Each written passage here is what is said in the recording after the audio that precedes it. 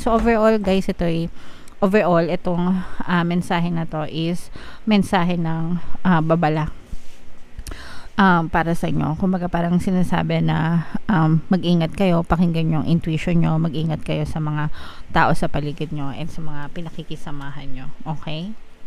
Tingnan pa natin, may mga bagong opportunities, may mga unexpected na opportunities na maaaring dumating sa inyo guys. For some of you, maaari kayong, parang meron kayong burden na shoulder. Ayan.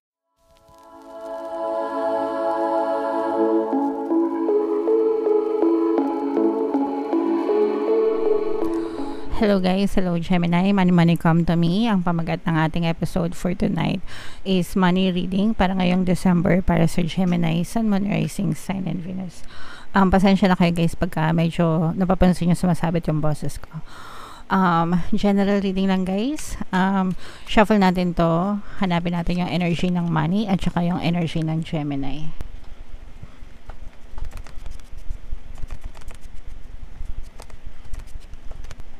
So, ito yung energy ng money, mga kapiksi. Ngayon naman, hanapin natin yung energy ng Gemini. So, Gemini, kayo ay represent ng Queen of Swords sa ating spread. Combination to guys ng positive and negative energy. General reading lang mga kapiksi. Pwede mag-resonate, pwedeng hindi. Comment down below guys if feeling nyo naka-resonate kayo sa mga messages para sa inyo. So, meron tayong presence ng fire sign dito guys, sa Aries, Leo, Sagittarius, at saka air sign, Aquarius, Gemini, Libra. Okay.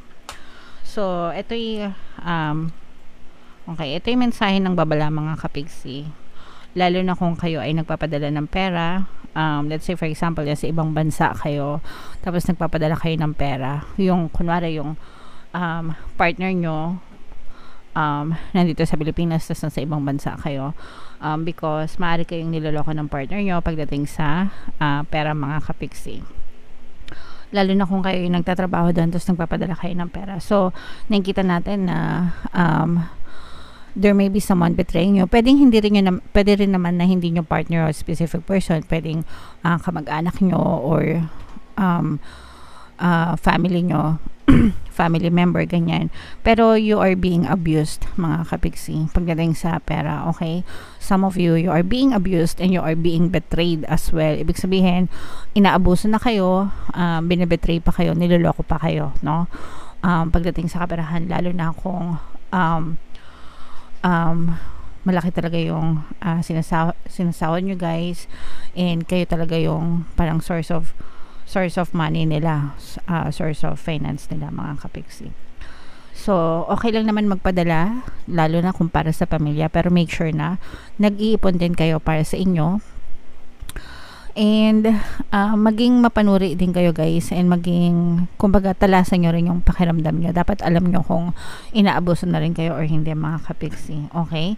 And that's for your own protection, for your own good din guys. For some of you, maaaring meron ding nagmamarites sa inyo guys pagdating sa trabaho, no? Pag sinabi nagmamarites, baka there are some people na merong ayaw sa inyo sa trabaho, parang pwede kayong backstabin sa trabaho, lalo na kung kayo ay mga empleyado. Parang merong nagdodoble kara sa inyo, pwedeng ka-close nyo, ganyan, kunwari mabait, kwento-kwento, ganyan, pero baka binabackstab na pala kayo. Kaya mag-ingat din kayo sa mga taong pinakikisamahan nyo, yung mga kinukwento nyo guys, no? Yung mga, di ba uso sa mga kumpanya yung kwento, ganyan, minsan chismis, ganyan, marites. Tapos baka maaari kasi siyang magamit sa inyo, mabackstab kayo.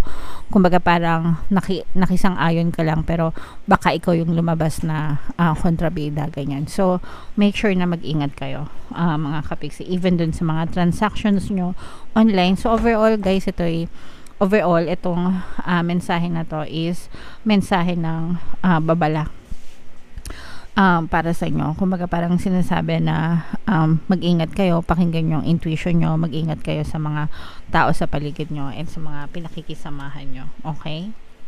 Tingnan pa natin, may mga bagong opportunities, may mga unexpected na opportunities na maaaring dumating sa inyo guys. For some of you, maaari kayong, parang meron kayong burden na shoulder. Ayan. parang meron kayong burden na shoulder mga kapiksi. Itong mga burdens na to, parang ito yung mga gastusin nyo, mga obligasyon nyo, responsibilities nyo sa inyong pamilya na parang nagpapatong-patong. And ito nga yung nakikita natin na parang naaabuso kayo, no? Kasi parang kahit hindi nyo na kinakargo nyo pa mga kapiksi, kasi pagka hindi kayo parang nakapagbigay, parang kayo nga yung lumalabas na kontrabida pa sa kanila. Ang system nito, wala kayong naiipon, no? Kumbaga parang bigay kayo ng bigay, pero at the end of the day, wala kayong naiipon para sa sarili nyo, sa kanila na napunta lahat. And yun yung sinasabi ko sa inyo guys, wala namang masama na tumulong, no? Especially kadugo natin, kapamilya, ganyan, kamag-anak. Pero merong hangganan dapat, may limitation, kasi unang-una hindi natin sila obligasyon, no? Pare-parehas tayong binigyan ng capabilities ng Panginoon. So dapat ginagamit din nila, in-enhance din nila yung capability nila on their own para umunlad at umasenso din sila, hindi yung aasa nilang sila sa inyo mga kapiksi. So wala kayong obligasyon sa kanila, pero yung tumulong ng kusa, syempre masarap yun sa pakiramdam, okay? Pero wag nyo siyang gawin na parang burden nyo, no? Na parang kumbaga, alam nyo na, you know what I mean mga kapiksi, okay? Kasi kapag ginawa nyo yun, kayo talaga yung maaabuso mga kapiksi, okay? So yun yung nakikita natin sa inyo overall energy mga kapiksi, pero nakikita natin na maaari namang magbago yung sitwasyon nyo, basta siguro ayusin nyo lang ng maayos yung pakikipag-usap nyo sa kanila, okay? Para magkaintindihan kayo, yung tipong hindi naman sila ma-offend din at the same time, okay? Alright. So yeah, comment down below Gemini if feeling nyo naka-resonate kayo. Money come to me, palagi ako may pera and palagi ako nagkakapera. I-comment nyo yan sa baba mga kapiksi. Yan yung favorite mantra ko or affirmation ko pagdating sa pera. Kaya sa mga kapiksi natin na nahihirapan sa pananalapi, pwede nyo sabihin yan mga kapiksi, hanggang sa unti-unting gumaan yung sitwasyon nyo sa kaperahan. Okay? So, tingnan natin. Ito yung mga money manifesting techniques, guys. Shuffle natin to. Pili tayo ng isa. Habang sinashuffle ko to, panoorin nyo muna itong video natin regarding sa ating paano mag-manifest ng abundance video course. Kapiksi, sawa ka na ba sa mga struggles at hirap sa buhay mo? Masipag ka ba at masikap sa buhay ngunit hindi ka pa rin umaasenso?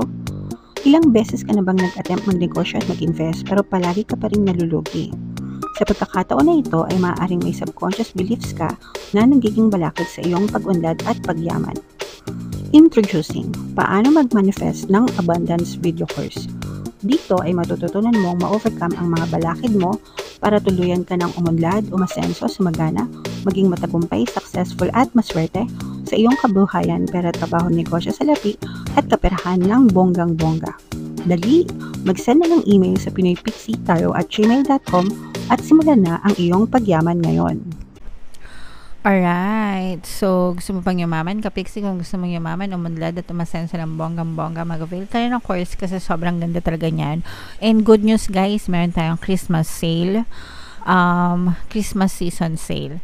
So, magbibigay tayo ng 10% discount plus 1 free pampaswerte subliminal sa lahat na mag-avail ng course guys until December 31. Kaya mag-avail na kayo. Sayang yung Christmas sale natin.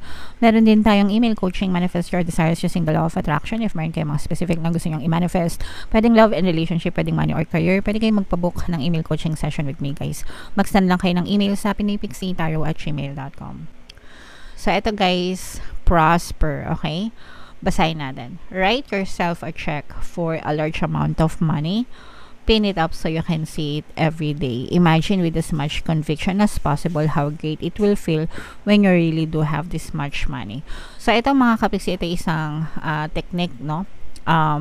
Para ma-attract nyo yung pera sa buhay nyo. Pwede kayong, ito yung ginawa ni Jim Carrey. Ikukwento ko sa inyo yung kwento niya.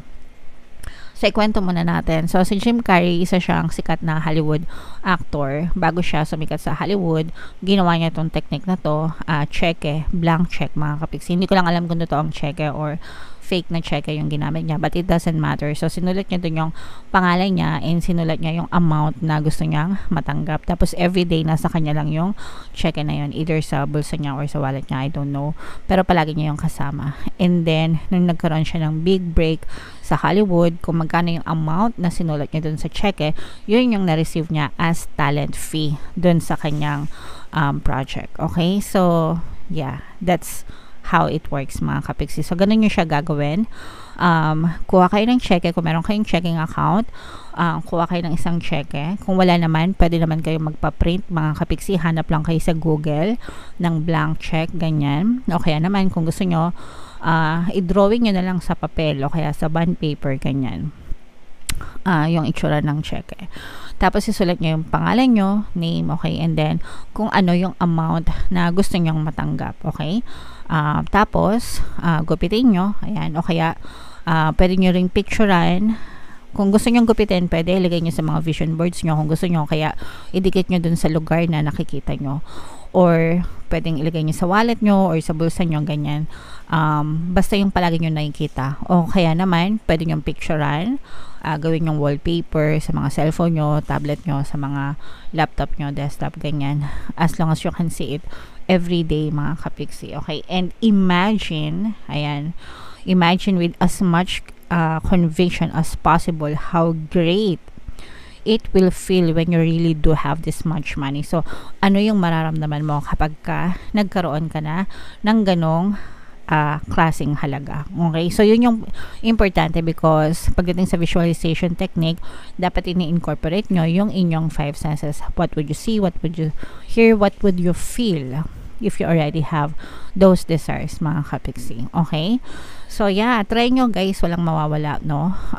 Kung wala kayong cheque, drawing nyo lang, o kaya drawing nyo lang, o kaya paprint nyo kung gusto nyo.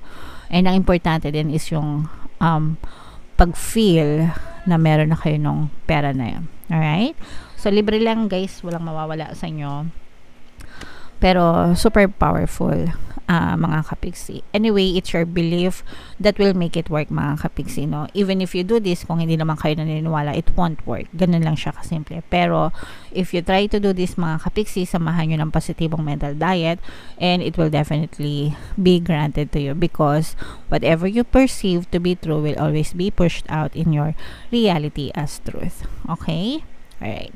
So, yeah. Comment down below, Gemini, if naka-resonate kayo sa reading na to, and kung gagawin nyo tong technique na to, comment down below, mga kapiksi. Ito yung ating Money 2024 kapalaran. Kung hindi nyo pa napapanood, guys, manoorin nyo na. Super nice, super ganda. And ito naman yung ating success stories ng paano mag-manifest ng abundance video course. Click here to subscribe, mga kapiksi. Thank you for liking, sharing, and subscribing. See you again next time. I love you all. Have a nice day. Bye-bye.